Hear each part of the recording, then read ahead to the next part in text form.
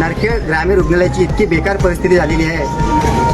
सकाळी 9 वाजता जेव्हा हॉस्पिटल उघडते तेव्हा 100 पेशंट या ठिकाणी जमा असतात आणि फक्त एकच नर्स आणि एकच डॉक्टर या ठिकाणी अवेलेबल आहे. ती एक नर्स काय काय करणार आहे? कोणाला इंजेक्शन देणार आहे, कोणाला सलाईन लावून देणार आहे, कोणाची ड्रेसिंग करणार आहे, की कोणाला वाफारा देणार आहे.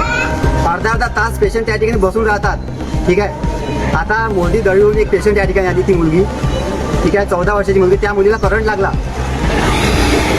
जेव्हा त्या मुलीला त्या भाऊनी उचलून आणलं ऑटोमधून, एकही बेड खाली नव्हता, संपूर्ण बेडवर पेशंट होते. आता काय करणार? त्या मुलीचा इलाज तर करायचा होता. पहिल्या बेडवर बसलेले ते म्हातारे, त्यांना उठवायचा प्रयत्न केला. ते आधीच 80 वर्षाचे होते, त्यांना सलाईन लागलेली होती, पण ते उठले नाही. बाजूच्या बेडवाले जे पेशंट होते त्यांना उठवायचा प्रयत्न केला, त्यांना सुद्धा सलाईन लागलेली होती. त्यांची सलाईन काढून त्या पेशंटला बाजूला करून त्या मुलीला त्या ठिकाणी ठेवण्यात आला. त्यानंतर डॉक्टर आले, त्या मुलीचा त्या ठिकाणी उपचार सुरू झाला.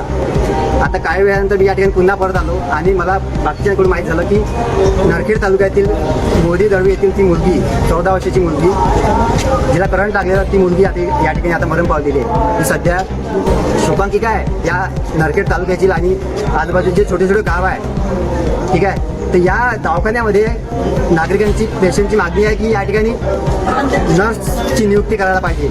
जे डॉक्टर्स आहेत त्यांची नियुक्ती करायला पाहिजे. तुम्ही पाहू शकता माझ्या मागे इतकी गर्दी आहे आणि सांभाळायला फक्त एकच डॉक्टर. आता असे जीव या ठिकाणी किती जाणार आहे मला सांगा? किती या ठिकाणी जीव जाणार आहे? यावर कोणी लक्ष देणार की नाही देणार? माझी एकच विनंती आहे, आमदार साहेब, तुम्ही या ठिकाणी या आणि इथची परिस्थिती बघा. त्या मुलीचा, निष्पाप मुलीचा जीव गेलेला या ठिकाणी, काहीतरी करा.